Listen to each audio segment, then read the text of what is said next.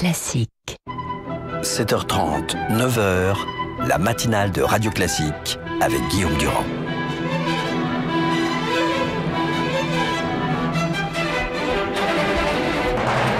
L'invité politique sur Radio Classique et LCI. L'un des hommes forts de PACA, parlementaire, donc spécialiste des questions de sécurité, c'est Éric Ciotti qui est notre invité ce matin. On va parler franchement. D'abord, est-ce que vous considérez que malgré ces dénégations, Mme Taubira était au courant de la géolocalisation du portable de Nicolas Sarkozy? Oui ou non? Oui. Très certainement. Comment peut-on imaginer qu'elle n'était pas au courant? D'abord, elle était au courant de la procédure. Le Premier ministre l'a reconnu hier à l'Assemblée nationale en disant qu'elle n'était pas au courant du détail de la procédure, donc de ces écoutes qui sont scandaleuses. Vous avez des preuves ou pas? Qui sont scandaleuses. Non, mais qu'elle l'a transmis, que ça a été utilisé preuves, politiquement. On n'en aura pas. Mais on sait très bien comment ça fonctionne. Comment peut-on imaginer que la chaîne du pouvoir, la garde des Sceaux, le Premier ministre, le Président de la République, n'étaient pas informés? Ce qui s'est passé est quand même très grave. On est dans une démocratie qui aujourd'hui est abîmée et fragilisée quand le chef du premier parti de France, le chef de l'opposition, a fortiori ancien président de la République, est écouté quasiment depuis son départ de l'Élysée, dans des procédures qui sont souvent des procédures dilatoires. On prend un prétexte. Monsieur Sarkozy a pris cet avion alors qu'il a été utilisé dans un autre cadre qui n'avait absolument rien à voir. C'est manifestement le seul personne qui a utilisé cet avion qui a subi cette procédure inquisitoire. Tout le monde trouve ça évidemment absurde, mais en même temps, vous disiez vous-même, comment peut-on imaginer... Scandaleux, mais comme vous dites, comment peut-on imaginer qu'il ne soit pas au courant? Alors évidemment, l'argument des gens de gauche, c'est de dire, s'ils disent ça, c'est que après un exercice du pouvoir qui dure depuis des années, Nicolas Sarkozy, Jacques Chirac, s'ils pensent ça prouve qu'eux-mêmes utilisaient ce genre de procédure à l'égard de tout le monde. Mais c'est pas une question d'utilisation, c'est une question d'information. Vous évoquez une pratique... Mais la droite n'a jamais écouté personne, vous croyez? La droite n'a jamais utilisé les services spéciaux pour essayer de savoir ce qui se passe. D'abord, ceux qui ont le plus grand scandale de la République sur les écoutes, c'est quand même sous François Mitterrand, qui a conduit d'ailleurs à une loi qui a mis en place des procédures très claires en 1991 avec une commission nationale de contrôle. Mais il y aurait Mitterrand, vous, la virginité, et après ce sera qui a mis la transparence. Aujourd'hui, ce que nous dénonçons, c'est cette instrumentalisation, cet acharnement à l'encontre de Nicolas Sarkozy. On a le sentiment qu'il y a une organisation autour du pouvoir pour déstabiliser l'opposition. Vous reconnaissez avec moi ce matin, puisque nous sommes en direct, que vous n'avez aucune preuve. Vous le suggérez, vous le soupçonnez, mais il n'y a pas de preuve. Il y a quand même un faisceau de circonstances, de présomptions, depuis 2012. Et toutes les réponses qui vous ont été données ces dernières 48 heures par Mme Taubira et Emmanuel Valls, vous les considérez comme nulles et non avenues? Elles sont embrouillées, elles sont pas claires. On a bien vu hier dans sa réponse à l'Assemblée nationale, d'ailleurs, le Premier ministre lisait un texte, ce qui est rare chez lui, qu'il était gêné. Il était gêné, il était tendu.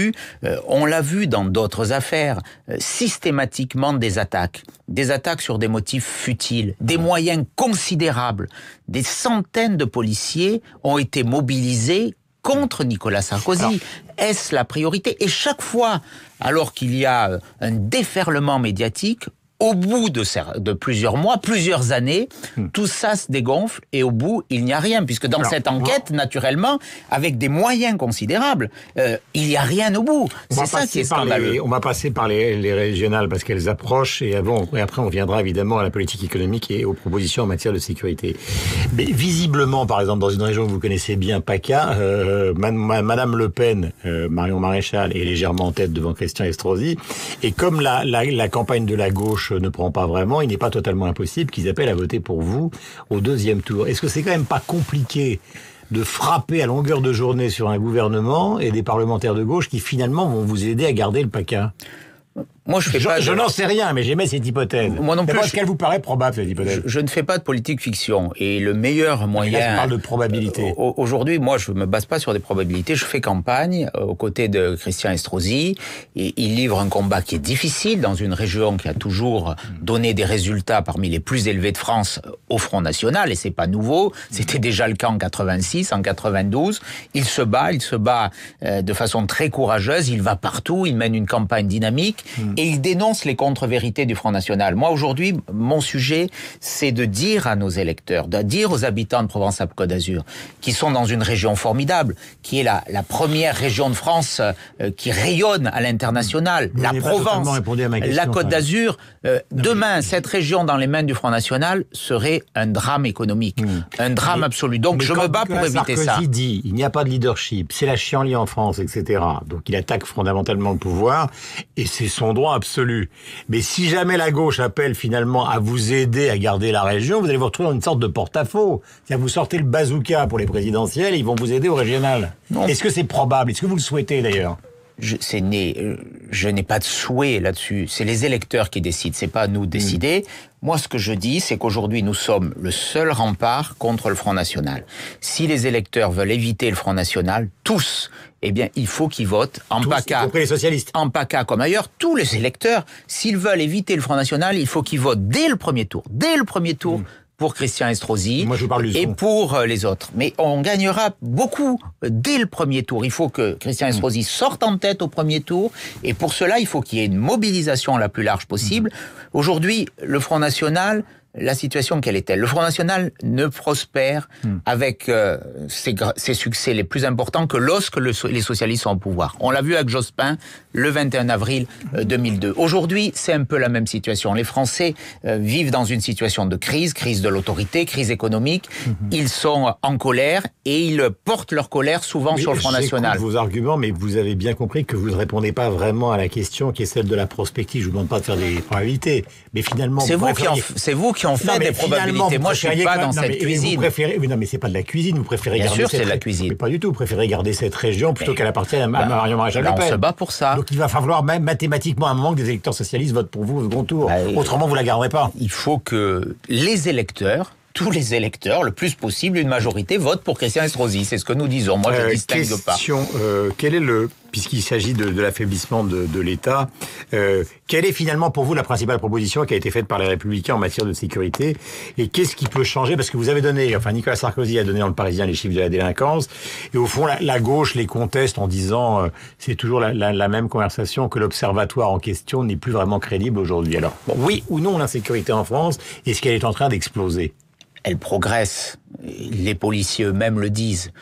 C'est la première fois depuis 1983 qu'il y a eu, il y a 15 jours, une manifestation de policiers sous les fenêtres de la garde des Sceaux. Ils sont en colère, ils n'en peuvent plus. Hier, il y avait devant l'Assemblée nationale une manifestation des experts, les membres de la police technique et scientifique. Donc il y a de la colère dans la police. 20 policiers par jour, 22 très exactement, sont blessés. Jamais il y a eu autant d'atteintes à l'autorité. Donc on est dans un pays où l'autorité se délite. Oui, l'insécurité augmente. Vous savez, quand vous dites ça, vous déchaînez une sorte de colère de Manuel Valls et de Bernard Cazeneuve. Oui, mais la vérité leur fait mal. Mais quand ils laissent installer la jungle à Calais, gérée par des filières de passeurs sur le territoire de la République, lorsqu'on voit les images de Moiran, lorsqu'on voit que en Corrèze, rétabli en 2 heures, en Corrèze, ordre rétabli en 2 heures, pas par au fond les services de la République, pas par la gauche. Quand on voit hier en Corrèze que il y a quelques jours une perquisition a été entravée par des militants, quand on voit le blocage de l'autoroute A1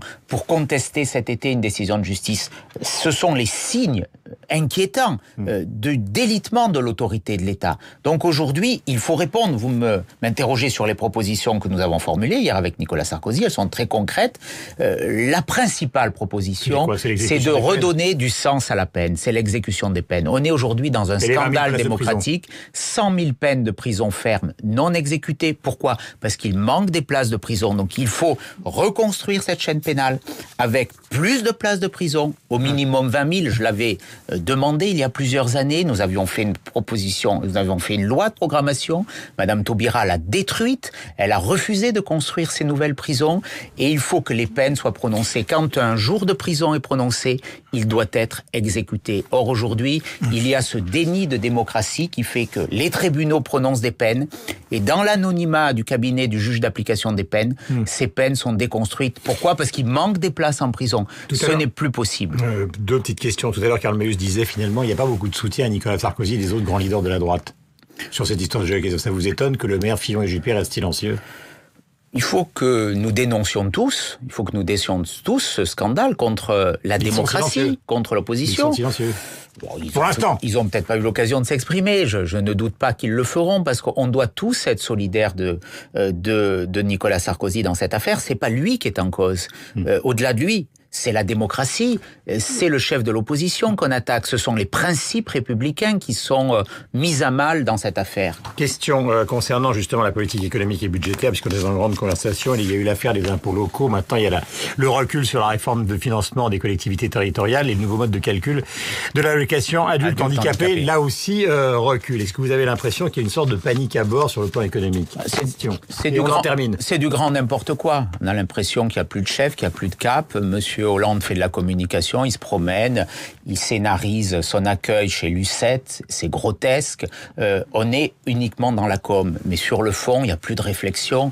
On voit bien aujourd'hui... Vous diriez pouvoir vacant ? C'est un pouvoir qui est en déshérence. On voit bien les conséquences très graves des mesures prises en matière fiscale contre la famille. La famille est devenue une cible de ce gouvernement. Aujourd'hui, on a les chiffres de la natalité pour 2015. Donc la baisse de la fiscalité est une illusion. C'est la première fois, je crois. C'est la première fois depuis un quart de siècle, la natalité baisse en France. La natalité. C'est pas la faute de la gauche. C'était une force. Si, c'est la faute de la gauche. Parce que la suppression, la baisse du quotient familial, la fiscalité qui pèse sur les familles, sur les classes moyennes. Parce qu'on voit François Hollande à l'Élysée, donc on arrête tout. Non, mais les mesures fiscales. Les mesures fiscales qui ont été prises ont pesé sur les familles. Et on avait un système, notamment sur les allocations familiales universelles. Les allocations familiales chutent pour plus d'1 million de familles de façon très conséquente, des fois divisées par 3. Le quotient familial qui pèse sur l'impôt sur le revenu fait que l'avantage lié à des enfants a été diminué. Et donc, on en a aujourd'hui les conséquences. Nous l'avions dit dans l'opposition, c'est arrivé très rapidement. Et c'est une faiblesse par rapport à l'Allemagne. La France avait un atout, c'était la force de sa natalité. Notre population continue à augmenter, là où elle régressait en Allemagne. D'où les politiques migratoires un peu dangereuses mises en place par Madame Merkel. Aujourd'hui, c'est l'inverse. Merci beaucoup, Éric Ciotti. Continuez à faire des câlins, si je puis dire. Évidemment, il est 8h29 pour relancer la natalité en France, puisqu'elle est en chute libre. D'ailleurs, je devrais m'adresser ça à moi aussi. Et à tous ceux qui nous écoutent sur l'antenne de Radio Classique et d'LCI, bonne journée à vous. Merci. Mathilde